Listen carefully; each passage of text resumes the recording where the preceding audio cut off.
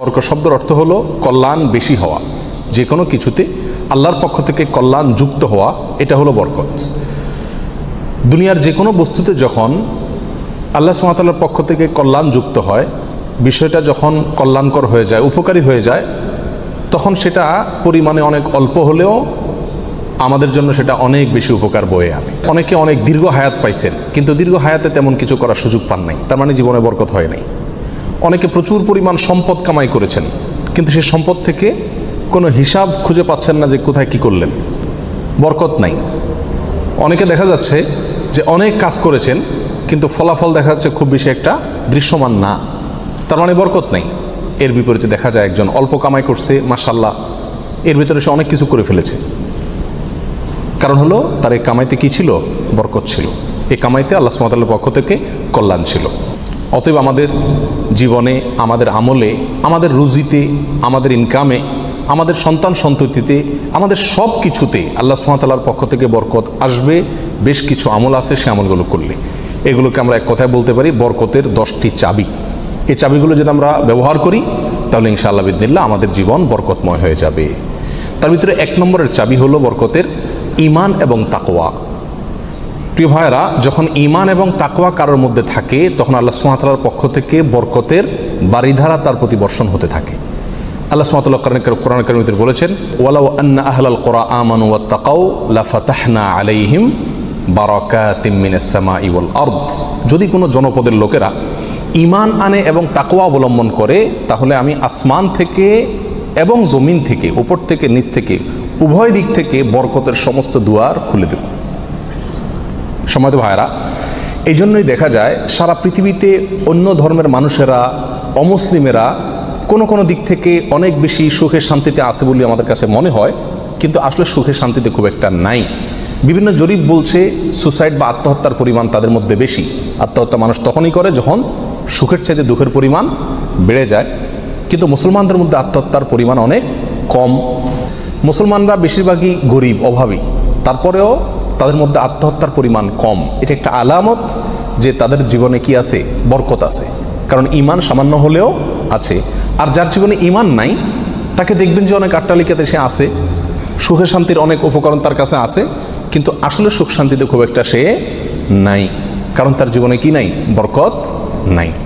এই জন্য কেউ যদি ঈমান আনে আর তাকওয়া অবলম্বন করে, এই দুটি জিনিস যদি কারোর ভিতরে থাকে, তাহলে আল্লাহ সুবহানাহু ওয়া তাআলার ওয়াদা হলো আসমান এবং জমিন থেকে বরকতের সমস্ত দুয়ারগুলো তার জন্য কি করে দেওয়া হবে? খুলে দেওয়া হবে। এই জন্য ভাই, ঈমানকে খালেস করতে হবে শিরক থেকে, কুফরি থেকে, নেফাকি থেকে। শিরক, কুফর, নেফাক, এগুলো থেকে ঈমানকে পরিচ্ছন্ন করতে হবে আর তাকওয়া অবলম্বন করতে হবে। তাকওয়া কি? তাকওয়া হলো আল্লাহর ভয়ে যে কোনো হারাম কাজ থেকে বেঁচে থাকা। আল্লাহর ভয়ে যদি আমি হারাম কাজ থেকে বেঁচে থাকার মানসিকতা আমার ভিতরে থাকে, যার ভিতরে যত বেশি থাকবে, আল্লাহ সুবহানাহু ওয়া তাআলা তার জীবনকে তত বেশি বরকতময় করে দিবেন। বরকতের 2 নম্বর চাবি হলো যে কোনো কাজের শুরুতে বিসমিল্লাহ বলা। যে কোনো কাজের শুরুতে কি করা? বিসমিল্লাহ বলা। নবী আলাইহিস সালাম বলেছেন, তোমাদের মধ্যে কেউ যখন খানা শুরু করে এবং সে যদি বিসমিল্লাহ বলে, তো শয়তান তার সাথে ওই খাবারে যোগ দিতে পারে না, ভাগ বসাতে পারে না। যেটুকু আছে সেটুকু তার জন্য কল্যাণ বয়ে আনে, কল্যাণ করা হয় খাবার।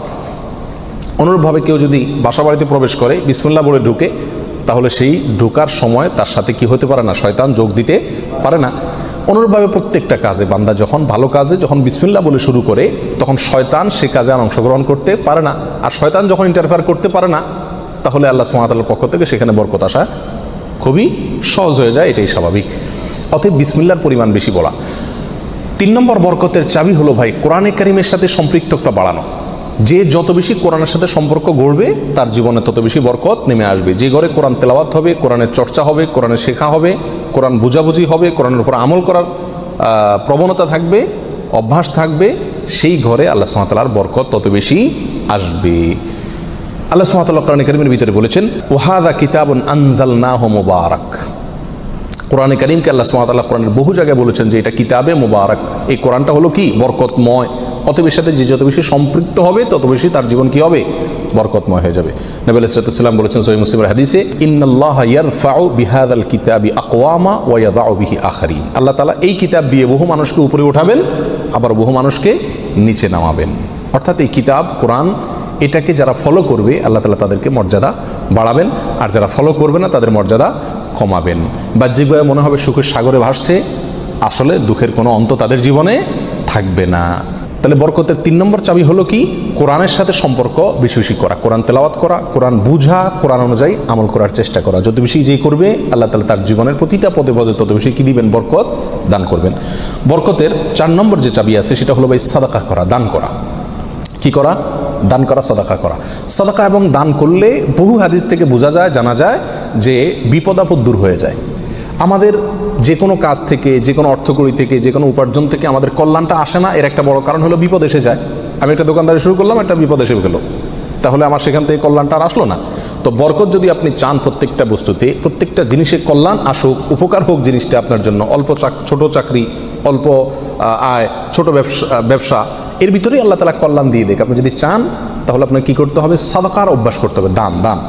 দান করলে মুসিবত এবং বিপদ দূর হয়। তো আপনার ওই অল্প আয় থেকে যখন বিপদ দূর হয়ে যাবে বা বিপদ মুক্ত থাকবে, তখন ইনশাআল্লাহ বিদিনিল্লাহ সেটা আপনার জন্য কী হয়ে যাবে? কল্যাণকর এবং বরকতময় হয়ে যাবে। ওর ভিতরে আপনার জন্য বরকত থাকবে। অতএব সাদাকার অভ্যাস করা, সারা বছর অল্প স্বল্প হলেও, পরিমাণে খুব অল্প হোক। এক হাদিসে নবী আলাইহিস সালাম বলেছেন, খেজুরের অংশ দিয়েও যদি হয় তবুও তুমি সাদাকা করে জাহান্নামের আগুন থেকে বাঁচার চেষ্টা করো। বিপদ থেকে রক্ষার জন্য আমরা সাধ্য অনুযায়ী সাদকা করব, অনেক বেশি করা কোনো জরুরি না। প্রতিদিন সাদকা করা একটা জটিল বিষয়। অনেক সময় প্রতিদিন আমি অভাবী লোক পাইও না, তাহলে একটা বাক্স রাখতে পারি বাসায়, যে প্রতিদিন আমি সেখানে 1 টাকা রাখবো, 2 টাকা রাখবো, যতটুকু সাধ্যগুলো ততটুকু রাখবো। তাহলে নিয়মিত আমি দানের সওয়াবটা পেয়ে গেলাম।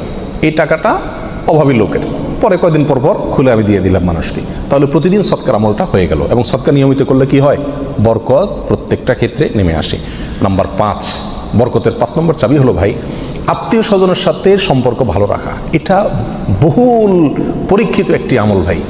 আত্মীয় স্বজনের সাথে যে যত বেশি সম্পর্ক ভালো রাখে, মা বাপ, ভাই বোন, ফুফু, চাচা, কাছের লোকজন, রক্ত সম্পর্কীয় লোক যারা, বিশেষ করে তাদের সাথে যে যত বেশি সম্পর্ক ভালো রাখে এবং তাদের সাথে সম্পর্ককে নষ্ট করে না, তারা যদি দুর্ব্যবহার করে তো নিজের পক্ষ থেকে ভালো ব্যবহার করার চেষ্টা করে, তো এই লোকের জীবনে আল্লাহ তাআলা বরকত দান করেন। এটা পরীক্ষিত বিষয়।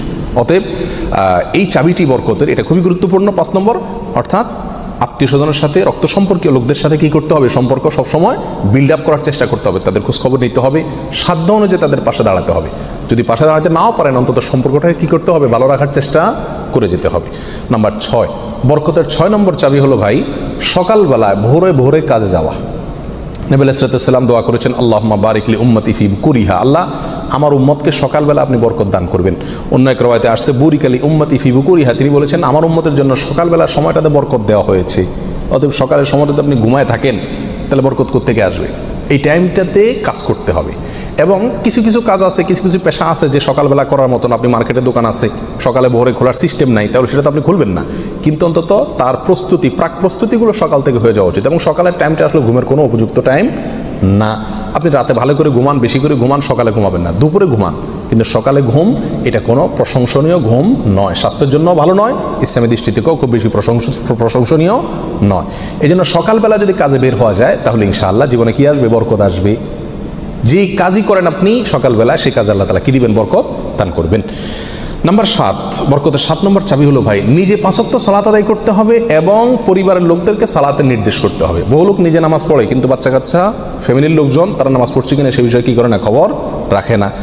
আল্লাহ সুবহানাহু ওয়া তাআলা কোরআন কারীমের ভিতরে বলেছেন, ওয়া উমুর আহলাকা বিস-সালাত, তুমি তোমার পরিবারকে নামাজের নির্দেশ করো। নিজে তো পড়তেই হবে, পরিবারকেও নির্দেশ করো। ওয়াসতাবির আলাইহা, এবং এটার উপর অটল থাকো, ধরে রাখো এটাকে। তাহলে কি হবে? লা নাসআলুকা রিজকা, আমি তোমাদের কাছ থেকে, আল্লাহ বলছেন আমি তোমাদের কাছ থেকে রিজিক চাই না। নাহনু নারযুকুকা ওয়াল আকিবাতু লিত-তাকওয়া, বরং এই কাজ করলে, আমল করলে আমি তোমাদেরকে রিজিক দিব, বরকত চলে আসবে ইনশাআল্লাহ। নামাজ নিজে পড়তে হবে এবং পরিবারকে নামাজের নির্দেশ করতে হবে।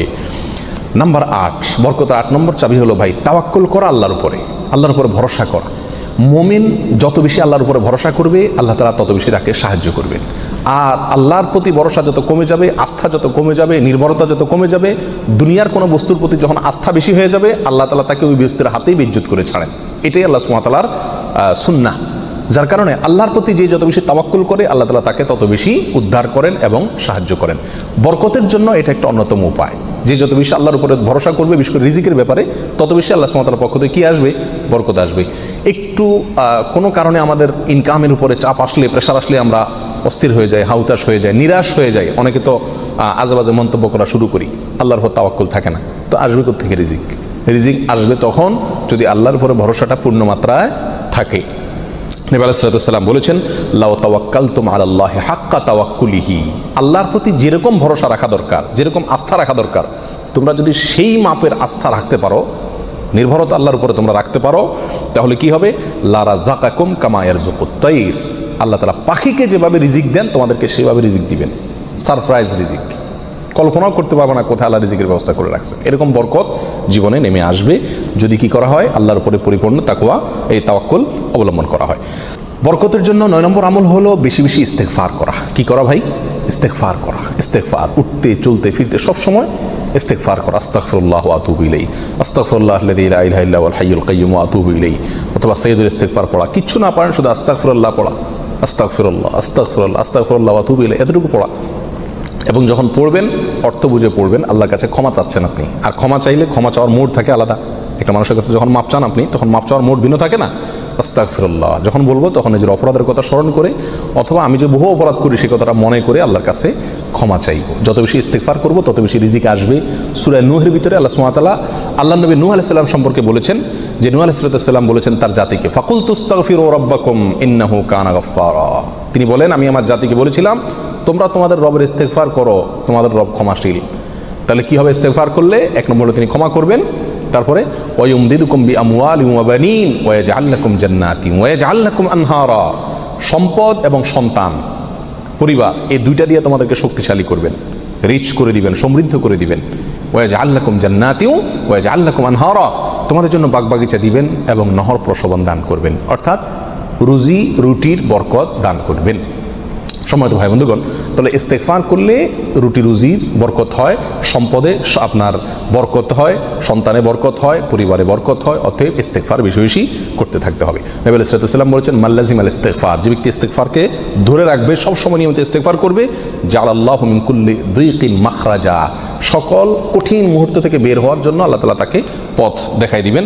ও কুল্লি হাম্মিন ও মিন কুল্লি হাম্মিন ফারাজা, সকল পেরেশানি থেকে আল্লাহ তাআলা তার জন্য প্রশস্ততার পথ দেখাই দিবেন যদি সে ইস্তেগফারকে ধরে রাখে। 1-2 বার পড়া না, নিয়মিত পড়তে থাকে, ধরে রাখে। অতএব বরকতের জন্য বেশি বেশি ইস্তেগফার করতে হবে। 10 নম্বর বরকতের চাবি হলো ভাই, পরিপূর্ণ সালামের ব্যাপক পরিমাণে প্রচলন ঘটাতে হবে, দিতে হবে। সালামের পরিপূর্ণ রূপ হলো আসসালামু আলাইকুম ওয়া রাহমাতুল্লাহি ওয়া বারাকাতুহু। এখানে আমরা সবাই জানি দোয়া করা হয়, আপনার প্রতি শান্তি বর্ষিত হোক, আল্লাহর রহমত বর্ষিত হোক এবং আল্লাহর বরকত নাজিল হোক আপনার প্রতি। তাহলে আপনি যখন কারোর প্রতি সালাম দিচ্ছেন, পূর্ণাঙ্গ সালাম, আসসালামু আলাইকুম ওয়া রাহমাতুল্লাহি ওয়া বারাকাতুহু, তার মানে আপনি কেমন যেন তার জন্য বরকতের দোয়া করছেন, শান্তির দোয়া করছেন।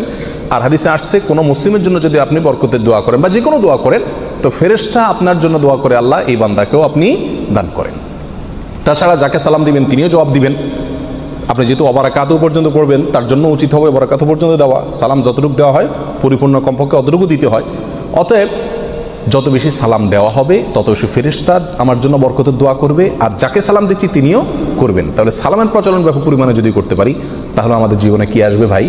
বরকত নেমে আসবে। আর আগেই বলেছি, বরকতের অল্প বেবরকতের বহুর চাইতে উত্তম এবং শ্রেষ্ঠ। আল্লাহ তাআলা আমাদেরকে বরকতের সম্পদ দান করুক। অধিক সম্পদ নয়, বরকতের সম্পদ। আল্লাহ তাআলা আমাদের বরকতের সন্তান দান করুক। অধিক সন্তান নয়, বরকতের সন্তান। কল্যাণ যে সন্তানে আছে সেখানে অনেক বেশি হলো, কিন্তু কল্যাণ তার ভিতরে নাই, উপকারটা নাই, তাহলে এই বেশির কোনো লাভ হলো না।